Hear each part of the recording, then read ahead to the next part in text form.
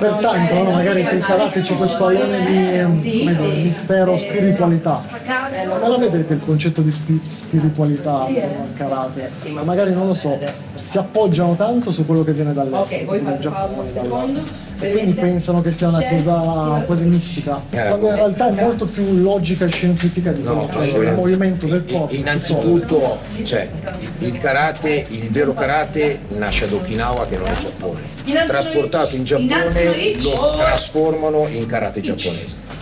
Quando già sono due matrici diverse, quindi già da allora devono prendersi a schiaffi. Io parlo così da non arriva, cioè, e invece si è evoluto, e tanto è vero che si chiamano kan, Shotokan, cioè la casa di Shoto, cioè ognuno giustamente ha fatto la sua scuola. Prima erano solo scuole in famiglia, cioè scuole familiari, quindi lo stile di Luigi, di Senpai Luigi, lo stile di Senpai Kusa, il mio stile. Il problema è che si sono riuniti, hanno fatto associazioni e hanno creato degli stili. La questione del misticismo ce l'abbiamo più noi che i giapponesi, cioè il problema è che noi per non far fatica ci inventiamo la loro di misticismo, così non ci mettiamo alla prova.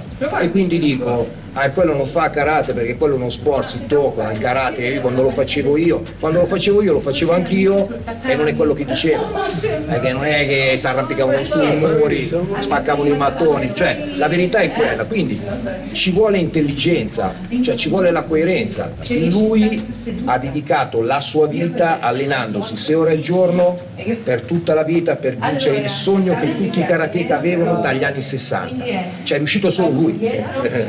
Cioè solo per quello io mi inginocchio, perché da bambino sognavano tutti quello. Lui ce l'ha fatto, io lo guardo e sono così. A me non me ne... Io pagherei solo per guardarlo così, cioè, e ho 60 anni. Quindi il concetto è veramente quello, l'apertura mentale è quella. E lui viene qua un'ora da insegnante, campione del mondo e olimpico, perché è anche campione del mondo. Cioè, non è che ha fatto la gara dalla salsiccia, l'ha vinta ed è finita lì.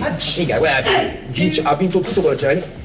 Un'ora dopo si mette qua e chiede consigli su come sviluppare a corta distanza la massima potenza. Qua non c'è esotismo, qua c'è umiltà, che è la base di tutte le discipline. In Thailandia fanno Muay Thai, saranno 6 ore al giorno, 6 giorni alla settimana da quando hanno 6 anni. Poi niente, ti alleni, ti sei allenato, a 19 anni c'hai 200 match, vieni in Italia, combatti con un classe A, e il classe A campione italiano ha 4 match da pro, poi perde, ne ha 200, perché lei lo fa così bello, le ore passate qua sopra a sudare che fanno la differenza, quelle sedute fanno la differenza se sei un poeta, uno scrittore, quelle cose. Assolutamente. Si è trasformato quello che è veramente importante nel karate, che è il viaggio verso noi stessi, perciò la forma meditativa in forme quasi di superiorità, di persone che ci manca poco che volano. Non è così.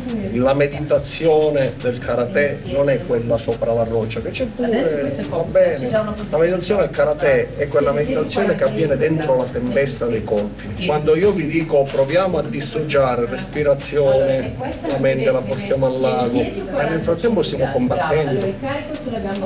Questa è meditazione.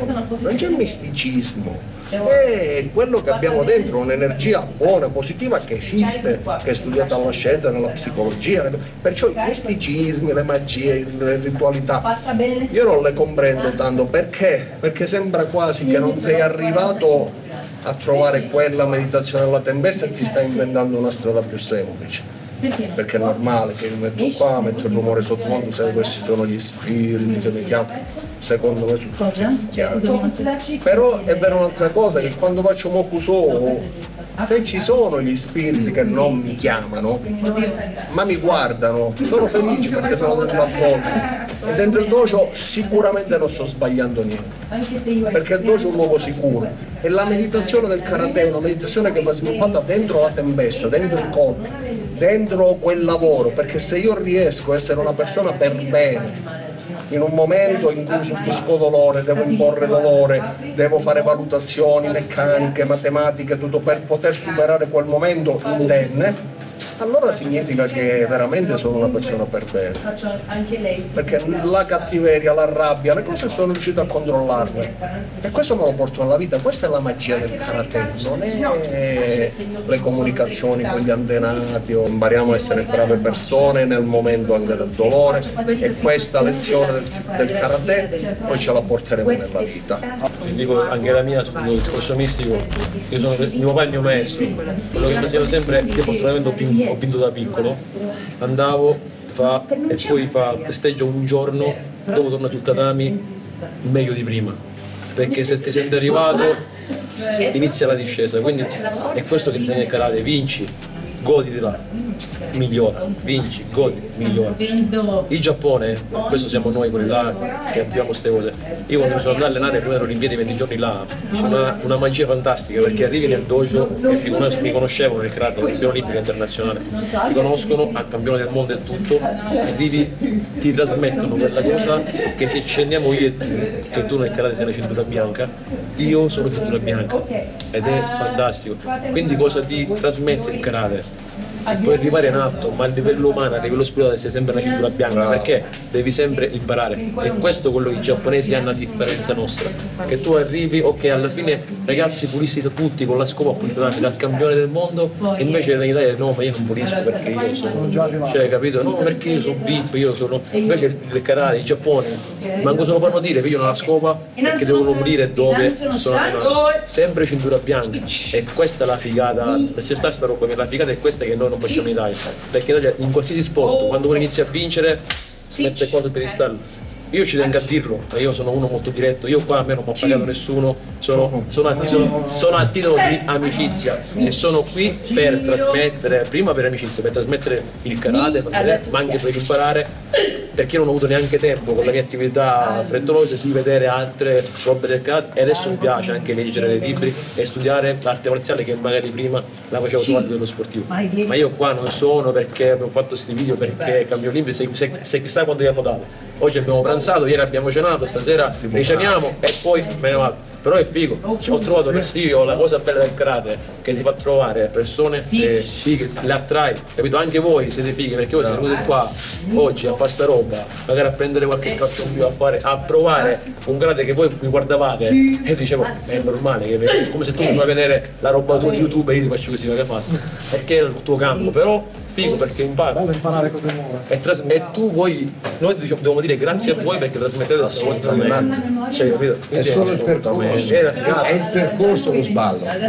Lo sballo è il percorso, avere più tempo, cioè la gente non ha capito che il vero valore della vita è che lo devi fare bene le cose, perché il tempo non torna, no? Quindi è il percorso, lo devi esaltare della tua vita. Se fai arti marziali devi sempre andare al top, che non vuol dire diventare un campione, perché su uno che arriva ce ne saranno 2 milioni che non sono arrivati, ma lo spirito è lo stesso, non tutti possono essere i campioni, cioè uno arriva a vincere la medaglia d'oro e ci sono prima di lui 10.000, 15.000 nel mondo che hanno tentato, e non capire quanto valore c'è nel quello che è arrivato prima e il percorso che c'è dietro, non il risultato. Gli anni di sconfitte, di delusioni, di ripensamenti, di dolori, e andare avanti, la paura, cioè arrivare al successo, cioè no, lo sport, in questo caso le arti marziali hanno un messaggio positivo che deve essere per forza veicolato alle nuove generazioni, in maniera sana però. Il problema è quello, ci vogliono immagini come quella di Senpai Luigi, di Sensei Luigi Busà, cioè immagini positive che arrivano alle nuove generazioni, non quello perché vince un torneo però alla sera si ubriaca e ammazza di botte una donna nel parcheggio, cioè queste cose qua non devono passare, non bisogna dargli, tra virgolette, audience. Questa è la vostra responsabilità. Prendiamo esempi positivi, maestri seri, persone che vogliono fare qualcosa di positivo nella società, e diamo voce a questa gente, perché tanto la società non te la dà la voce. Lui per fare quello che ha fatto si è dovuto arruolare che fanno una vita di sacrifici, che non è che va a Las Vegas, hai capito? Te lo auguro. Si può dire che le discipline marziali sono un po' soprattutto qua in Italia, magari. In Giappone sarebbero premiate molto di più rispetto a noi. Basterebbe andare in Francia. Vengono veramente sotterrate. C'è però da partire pure da un discorso, che questo noto spesso che lo fanno i praticanti che poi sognano la cosa. Nessuno Stato, non esiste uno Stato al mondo che arriva in una palestra, un dojo di gente che non vincerà mai manco la gara di paese e li riempie di soldi pur di combattere. Sono leggende metropolitane. In ogni ambito va avanti solo esclusivamente il top.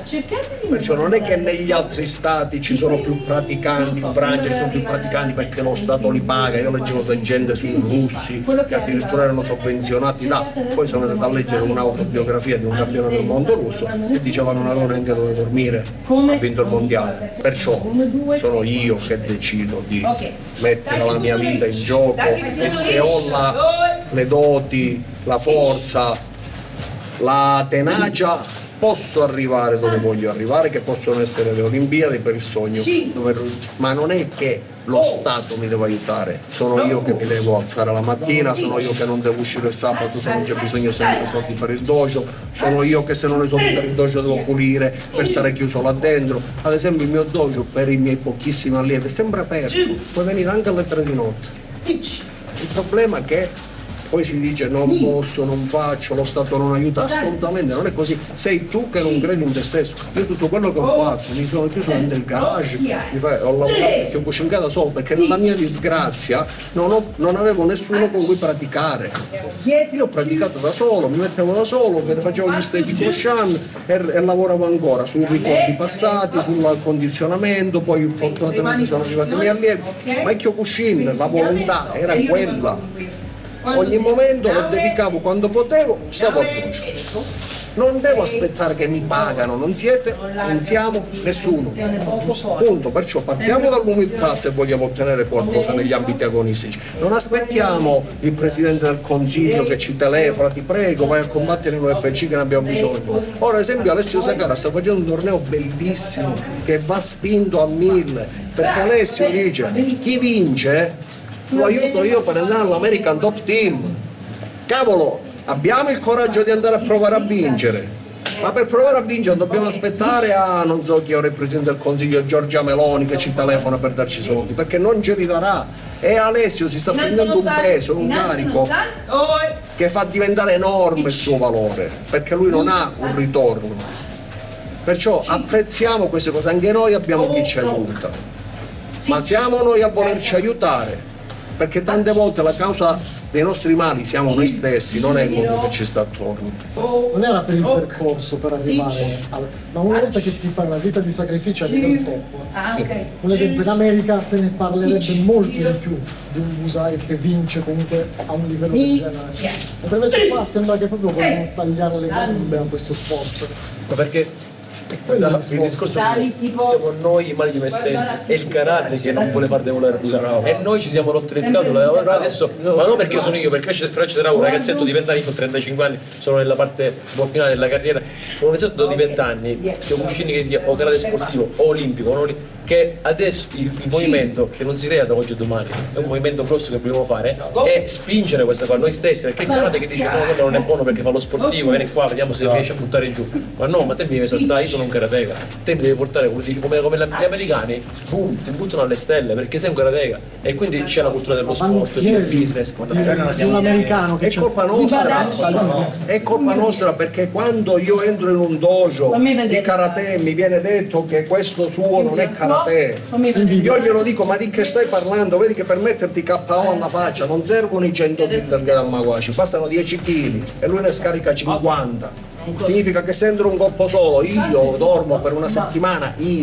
Guarda le mie gambe. Perciò il concetto qual è? Colpa nostra. Quando abbiamo un campione dobbiamo farci il tatuaggio con la faccia del campione e il campione deve essere contento di essere un campione. Per quale motivo tutti conosciamo persone che fanno trash talking e sbagliano alla grande e invece gli esempi per bene li facciamo passare poco? Yes, esatto, bravo.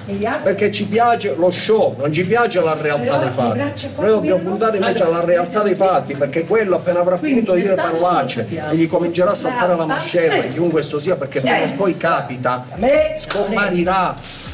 Luigi Musacci sarà per sempre.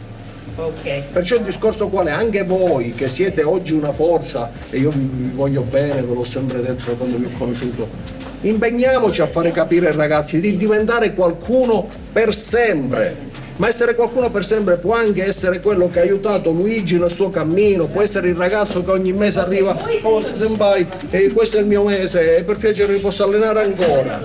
Questo è fare sacrifici, la vita è sacrificio, non è dire 4 parolacce, vincere 3 incontri e poi pensare di guidare uno yacht, una Rolls Royce, perché la guida una persona al mondo e nel totale di 7 miliardi di persone ce ne saranno 100. Perciò significa che non funziona, le persone per bene ce ne milioni, il problema è che non le caghiamo, non le consideriamo, e mi dispiace usare questo termine, non le caghiamo, invece sono gli esempi da seguire. La società sono gli operai, la schiena della società sono gli operai, perché loro tengono il tessuto. Noi parliamo solo di chi fa i balletti sulle barche e tutto, ci dimentichiamo di chi si spacca il cuore in fabbrica. Quelle persone stanno tenendo in piedi ora, in questo istante, mentre ci alleniamo questa nazione. Questo è il concetto, noi dobbiamo essere operai del karate.